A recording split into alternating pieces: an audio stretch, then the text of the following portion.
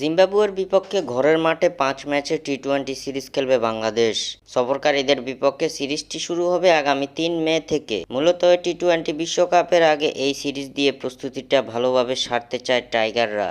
এদিকে এই সিরিজকে সামনে রেখে ১৭ সদস্যের দল নিয়ে প্রস্তুতি ক্যাম্প শুরু করেছে বাংলাদেশ।